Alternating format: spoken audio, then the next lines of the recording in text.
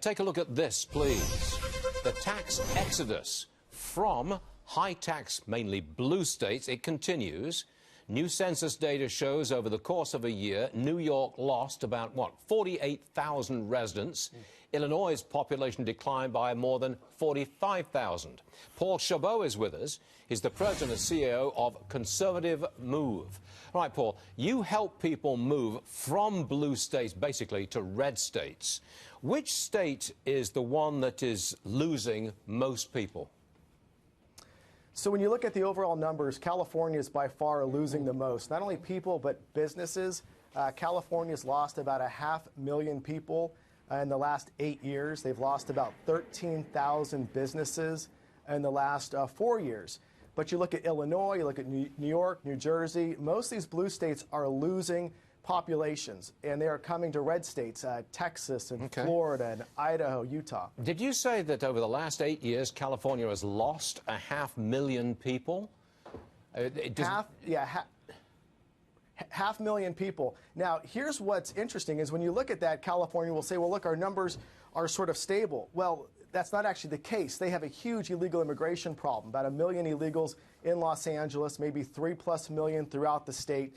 And so you have many more people leaving the state than you do moving in. You can look at the moving company numbers that put out yearly reports of where they're coming and moving from. For example, to rent a U-Haul coming out of California, it's going to cost you a lot more than it will renting a U-Haul going in. So the supply and demand is also telling a significant story. Can you pick out a city which is gaining more people than any other?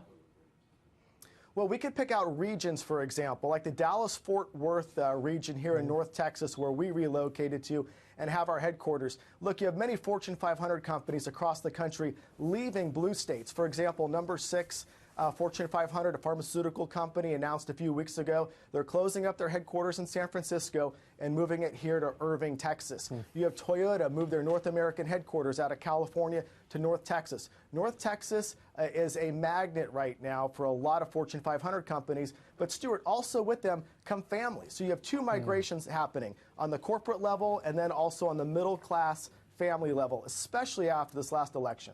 I got to say, I think things get worse because top income earners in those high-tax states take a real hit this year, in the next couple of months, from the tax deal that we got from President Trump.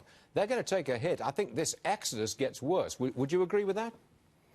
It is, and it's already happening. You know, most of our clients, about 90% of them come from California.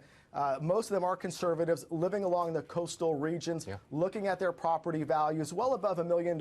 They could sell it now, buy cash in Idaho, Texas, Florida at half of what they paid in California. And on top of that, they're getting better schools, a better work environment, lower crime, not the homelessness issue in the encampments.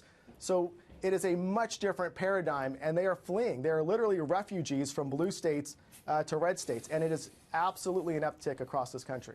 Paul Chabot with the numbers. Thanks for joining us, Paul. We'll see you again soon. Thank you, sir. All right. Thank you, sir.